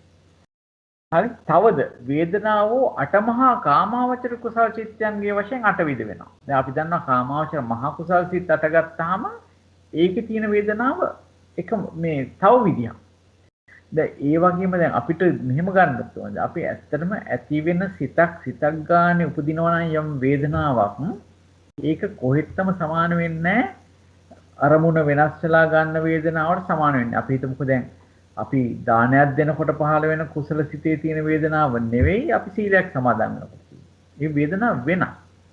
ඔතන වේදනාවල සමාන ගතියක් තියෙන සාමාන්‍ය සමාපatti ගත්තොත් නැත්නම් භවාංග සිත් දිගටම පහළ වෙනකොට ඒ භවාංග සිත්වල තියෙන වේදනාව මේ එක විදිහකටම යන වේදනාවක් රටාවක්.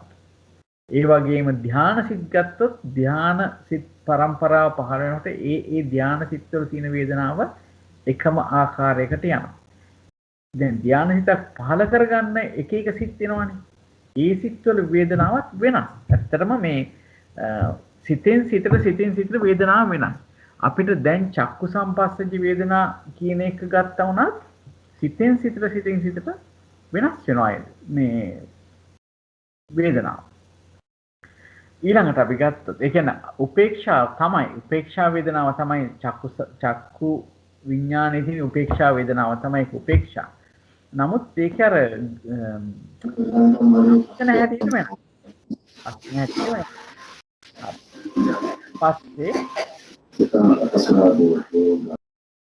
ඊට පස්සේ අපි ගත්තොත් එහෙනම් මෙහෙම බලන්න. තවද මේ වේදනාව අටමහා කාමාවචර කුසල චිත්තයන්ගේ වශයෙන් 8 විද වේ 12 අකුසල චිත්තයන්ගේ වශයෙන් 12 ආකාර වේ. අව්‍යාකෘත වූ පංචද්වාර සම්පටිච්ඡන යුග්ම සංඛ්‍යාත වූ මනෝ ධාතු 3 දිනය කුසල විපාක සංකීර්ණ සංඛ්‍යාත වූ අහේතුක මනෝ ධාතු 3 දිනය මහා විපාක සිත් 8යි මනෝද්වාර හස්තෝපාද මහා ක්‍රියාචිත්ත සංඛ්‍යාත කාමාවචර ක්‍රියාචිත්ත 10 දෙනයි කියන විදිහට මේක මේ සූවිස්සක් වූ චිත්තයන්ගේ වශයෙන් සූවිස් ප්‍රකාර වෙනවා කියලා. දැන් මෙතනදි කියන්නේ මේ මොනවද මෙතන කියන්නේ? අටමහා කුසල් කාමාවචර කුසල් සිත් වශයෙන් ඔන්න 8 විදිහක් වෙනවා කියලා කියනවා. 12 අකුසල් වශයෙන් 12 ආකාරයක් වෙනවා. හරි? ඊළඟට අව්‍යාකෘත කියලා කියන්නේ විපාක සහ ක්‍රියා. ඒ ටික එකතු කරාම නැවත වරක් සූවිසි ආකාරය 24 ආකාරයක් වෙනවා කියනවා. මොකද අපි දන්නවා 24යි දැන් අපි බැලුවොත් එහෙම කුසල් තියෙනවා 8ක්. එතකොට අකුසල් තියෙනවා 12. එතන 20ක් එනවා. අපි දන්නවනේ එතකොට ඒ 20 ගත්තාම අපි අයින් කරොත් එහෙම ඔය දීපංච විඥාන ටිකත් වෙනම අයින් කරොත් එහෙම දීපංච විඥාන ටික කාමාවචර කොටෙන් අයින් කරාම අපිට එනවා සිත් 54න් 10ක් ගියම 47ක්. ඒ 44න් කාමාවචර කුසල් 8යි අකුසල් 12යි කියන මේ 20 අයින් කරාම අපිට 24ක් එනවා. ඒ 24 එන්නේ මෙන්න මේ කියන සිත්වල. අව්‍යාකෘත වෙච්ච පංචද්වාර ආවර්ජන සම්පටිච්ඡන යුගලේ ඊට පස්සේ මනෝ ධාතු වල කුසල අකුසල විපාක සංකීර්ණ සංඛ්‍යාත හේතුක මනෝ විඥාන ධාතු ඒ ඔක්කොම තමයි මේ 24 එන්නේ. මේක වෙන වෙනම බෙදලා දක්වලා තියෙන එක තමයි තියෙන්නේ. පොඩ්ඩක් කීවකට බලන්න තේරුම් නැත්නම් එතකොට මෙතනද කියනවා ඒ සූවිසි චිත්තයන් අතරින් කාමාවචර කුසල් සිත් 8 දෙනද අකුසල් සිත් 12 දෙනද ජවන කෘත්‍ය වශයෙන් ලැබෙනවා. අපි දන්නා කුසල් සිත් 8යි අකුසල් සිත් 12යි ජවන කෘත්‍යයෙන් ලැබෙන්නේ. චිත්ත වීති වල ජවන් සිත් හැටියට තමයි ඒවා පහළ වෙන්නේ. ඊළඟට කියනවා පංචද්වාර ආවර්ජන සංඛ්‍යාත වූ මනෝ ධාතු චිත්තය පංචද්වාර ආවර්ජන කෘත්‍ය වශයෙන් ලැබෙනවා කියලා. පංචද්වාර ආවර්ජන සිත ලැබෙන්නේ ආවර්ජන කෘත්‍ය වශයෙන් ලැබෙන්නේ. එන්න ඒක තමයි මෙතන කියන්නේ. ඊළඟට සම්පටිච්ඡන කියන එක විපාක මනෝ ධාතු විදිහට ලැබෙන එක සම්පටිච්ඡන කෘත්‍ය තමයි කරන්නේ. ඊට පස්සේ සම්තීරණ සිතෙන් කරන්නේ සම්තීරණයක් කරනවා ඒ වගේම තදාලම්බන කියන කෘත්‍යයක් කරනවා. මේ චිත්ත වීතිවල මේ සිත් වැඩ කරන හැටි තමයි මෙතන කියලා තියෙන්නේ. ඊළඟ මනෝද්වාර ආවර්ජන කියන සිත ක්‍රියා අහේතුක ක්‍රියා හේතුක නේ ක්‍රියා හේතුක කියලා මේ වචන දෙක එකට එන්න ඕනේ. ඒ කියන්නේ ක්‍රියා අහේතුක කියන එක. ක්‍රියා අහේතුක මනෝවිඤ්ඤාණ ධාතුව වොත්තපන හැටියට ලැබෙනවා පංචද්වාර ආවර්ජණයෙන් එහෙම නැත්නම් පංචද්වාරික චිත්ත වීති වලදී වොත්තපන කෘත්‍ය කරනවා මේ මනෝද්වාරයෙන් අරමුණු ගන්නකොට ඒක ලැබෙනවා මනෝද්වාර ආවර්ජන කෘත්‍ය කරමින් ඇති වෙනවා.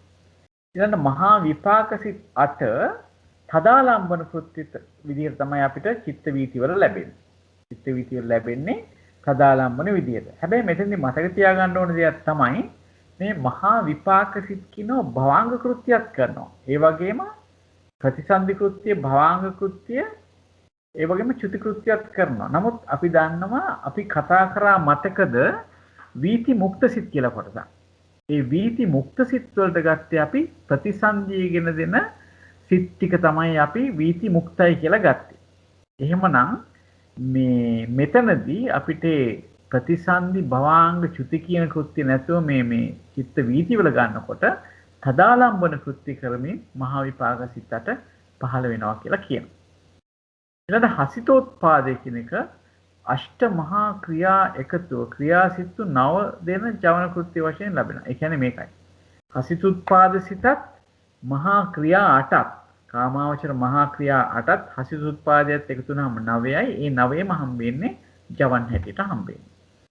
ඊළඟට චක්කුසෝත ගාන ජීවා කායද්්වාරයේහි මෙකී ණය බඳු ඇත්තේ. මෙතන මේ අපි මේ සඳහන් කරලා තියෙන්නේ මේ චක්කුසෝත ගාන ජීවා කාය කියන ద్వාරවල ඇති වෙන සිත් චිත්ත වීති වලදී සිත් වලින් කරන කෘත්‍ය තමයි කිව්වේ. ඒක තමයි අපි මෙතනදී මනෝද්වාර ආවර්ජනය වොත්තපන හැටියට වැඩ කරනවා කියලා කිව්වේ. නැත්නම් අපි දන්නවා මනෝද්වාරිකව වැඩ කරනකොට ඒක මනෝද්වාර ආවර්ජන සිත් හැටියට තමයි පහළ වෙන්නේ. ඉතින් මනෝද්වාරය ගත්තාම භූමි හතරෙම කුසල වශයෙන් කුසල් වශයෙන් ඊළඟ 12 අකුසලයන් වශයෙන් චාතුර්භූමික කුසල වශයෙන් කියන්නේ සිත් 21ම නේ කුසල් සිත් 21 පහළ වෙන අවස්ථාවෙත් ඒ වගේම අකුසලයන්ගේ අටමහා විපාක සම්තිරණ 3 යන 11ක් කාමාවචර විපාකයන්ගේද මනෝද්වාවර්ජන හස්තෝත්පාද මහා ක්‍රියාසිත වෙන සිත් 8 දෙන මනෝද්වාර ආවර්ජන හසිතෝත්පාද මහා ක්‍රියාසිත 8 දෙන එකතුව 10ක් වූ කාමාවචර ක්‍රියාචිත්තයන්ගේද 9ක් වූ රූපාවචර අරූපාවචර ක්‍රියාචිත්තයන්ගේද 4ක් වූ සාමාන්‍ය ඵල කියන්නේ මේ සෝතාපන්න ආදී ඵල සංඛ්‍යාත වූ ලෝකෝත්තර ඵලචිත්තයන්ගේද යන සූතිසක් 34ක් වූ චිත්පාදයන් වශයෙන් අනේක ප්‍රකාර වේ. මේ මනෝද්වාරය කියන එක මනෝද්වාරයේ ඇති වෙන මේ සිත් ටිකක් තමයි මෙතන පැහැදිලි කරලා තියෙන්නේ. මේක ඉතින් ලයිස්තුවක ලියලා තේරුම් ගන්න මොනවද කියලා මේ මනෝද්වාරයේ ඇති වෙන දේවල් ගත්තාම මේ කුසල් අකුසල් ඊළඟට ක්‍රියා ඊට පස්සේ අනිකුත් ගත්තාම මේ මෙතන කියන ක්‍රියා ඊට පස්සේ රූපාවචර අරූපාවචර ක්‍රියාත් එක්ක මේ ඵලසිදුත් එක්ක සාමාන්‍ය ඵල සංකේත ලෝකෝත්තර ඵලචිත්ත උත්පාදයන් කියන මේ මෙතන කියන්නේ මෙතන මේ පහළ වෙන සිත් ටික තමයි කියන්නේ. සිත් 67ක් වෙනවා මහත්තයා එකතු කරා. සිත් 67ක්. ඔව් 67ක් වෙනවා. ජවන 55යි, තදාරම්මන 11යි, මනෝද්වාර වර්ජන සිතයි ඔක්කොම 67යි මනෝද්වාරේ පහළ වෙන සිත්. මනෝද්වාරේ පහළ වෙන සිත්. හොඳයි. 67ක් පහළ වෙනවා මනෝද්වාරේ. එතකොට පංචද්වාර වල කොච්චරක් පහළ වෙනවද ඒ කියන්නේ? 46යි මහත්තයා. 46යි. පංචද්වාර වල 46යි මේකේ මනෝද්වාරිකව 67යි. ඒ පංචද්වාරي අපි හදාගත්තේ අර කිව්වේ මේ සිත් 54න් විඥාන සිත් 10 අඩු කරනවා. අඩු කරලා එතකොට 44යි අපිට ඕනේ චක්කුද්්වාරේ නම් චක්කුද්්වාරික සිත් දෙක එකතු කරනවා. එතකොට 46යි. එතකොට 46ක් වෙනවා. හරි. එතකොට අපි සාමාන්‍යයෙන් චිත්ත වීතියක් ගත්තාම චක්කු විඥානය කියලා කිව්වට ඇත්තටම චක්කු විඥානය කුසල විපාක වෙන්නත් පුළුවන් අකුසල විපාක වෙන්නත් පුළුවන්. එතකොට දැන් අපි කාමාවචර සිත් 54න් අපි අයින් කරා දීපංච විඥාන ටික අයින් කරලා ඊට පස්සේ අපි තව මොනවද අයින් කරේ? එතකොට 44යි. ඒ 44ට අපි බලන්නේ චක්කු විඥානේ චක්කුද්්වාරික චිත්ත වීතියක් නම් අර විඥාන දෙක එකතු කරනවා. සෝතද්්වාරික නම් සෝත විඥාන දෙක එකතු කරනවා. එතකොට 46යි ඒ ద్వාර පහෙන් ඕන එකකට එන්නේ 46 ගන්න. අන්න. එතකොට සාමාන්‍යයෙන් තියෙන මේ සිත් 54ක් අපි ඒ සිත් 54 කාමාවචර සිත් හැටියට ගන්න සිත් 54යි. ඒකින් අපි ද්විපංච විඥාන 10 පොඩ්ඩකට ඉවත් කරලා ඉතුරු ටික ගත්තාම ඒවා ඒ ටිකට චක්කු විඥාන වශයෙන් සිත් 15 වෙනකොට අපි සිත් දෙකක් එකතු කරනවා. මොකද අකුසල විපාක එකයි කුසල විපාක එකයි දෙකම ගන්න පුළුවන්. ඉතින් පොදුවේ තව දෙකක් එකතු කරලා අපි කියනවා එතකොට මේ පංචද්වාරයේ පහළ වෙනවා සිත් 46ක් කියලා. ඒතකොට දැන් මෙතනදී ඒතකොට අපි ගත්තොත් එහෙම සෝත විඥානය ගත්තොත් අපි චක්කු විඥානය වෙනකොට සෝත විඥාන දෙක දැම්මහම එතනත් ආපහු නැවත වරක් 46ක් 44යි 2යි 46යි.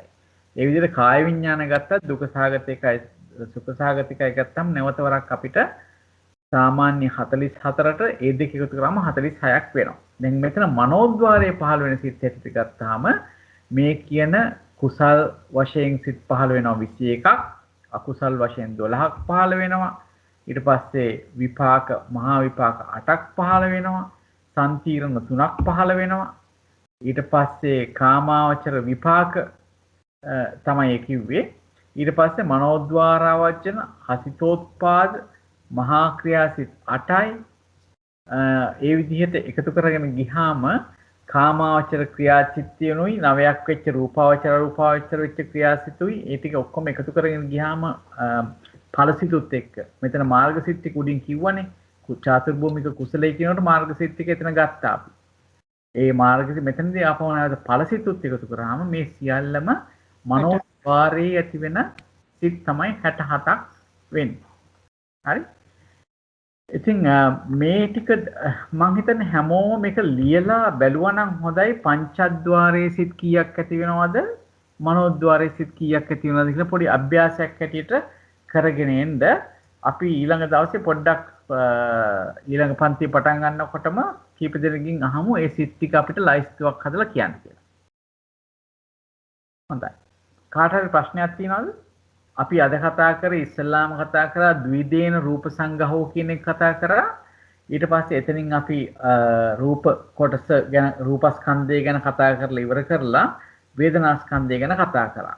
රූපස්කන්ධය අපි කිව්වා 11 විදිහකට විස්තර වෙනවා කියලා. නමුත් අපි 11 විදිහටම විස්තර කරන්න ගියේ නෑ. ඒකෙන් දෙකක් විතරයි මෙතන පෙන්නලා තියෙන්නේ. ඒ දෙක පෙන්නලා ඊට පස්සේ වේදනාස්කන්ධයට ගියා. වේදනාස්කන්ධය බොහෝ විදිහට විස්තර වෙනවා. බහුවිදේන වේදනාස්කන්ධය කියලා බොහෝ විදිහට විස්තර වෙන තැනක් දක්වාම යනවා.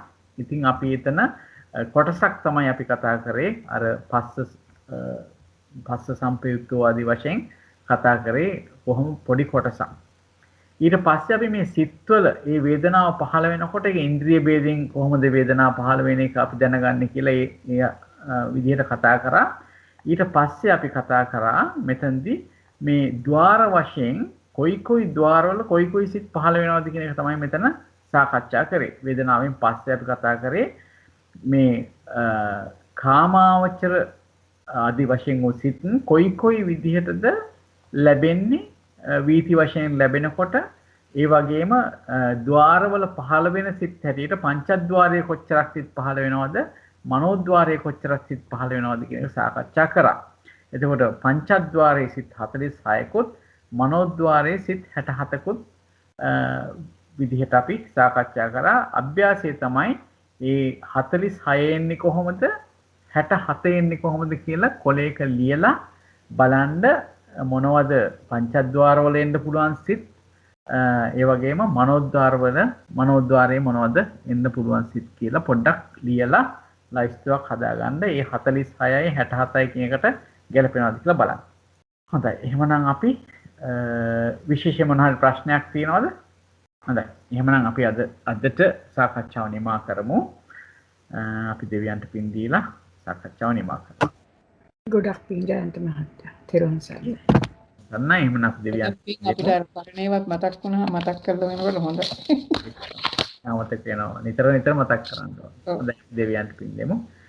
ආකාසට්ඨා ච බුම්මට්ඨා දේවානාගා මහිද්దికා පුඤ්ඤන්තං අනුමෝදිත්වා චිරං රක්칸තු ශාසනං චිරං රක්칸තු දේශනං චිරං රක්칸තු සංසදා ඉදම්මේ ඥාතිනං හෝතු සුඛිතා හොන්තු ඥාතයෝ ඉදම්මේ ඥාතිනං හෝතු සුඛිතා හොන්තු ඥාතයෝ ඉදම්මේ ඥාතිනං හෝතු සුඛිතා හොන්තු ඥාතයෝ ඉමිනා පුඤ්ඤ කම්මේන මාමේ බාල සමාගමෝ සතං සමාගමෝ හෝතු යාව නිබ්බානපත්තියා ඉදම්මේ පුඤ්ඤ කම්මං ආසවක්ඛයා වහං හෝතු ඉදම්මේ පුඤ්ඤ කම්මං ආසවක්ඛයා වහං හෝතු ඉදම්මේ පුඤ්ඤ කම්මං ආසවක්ඛයා වහං හෝතු සබ්බ දුක්ඛා පමුච්චතු සාදු සාදු සාදු. හොඳයි. හැමදිනාටම තෙරුවන් සරණයි. අපි සම එකතු රැස් කරගත් සියලු කුසල් ජයන්ත මහත්මයාට කෘතවේදීව අනුමෝදන් කරනවා.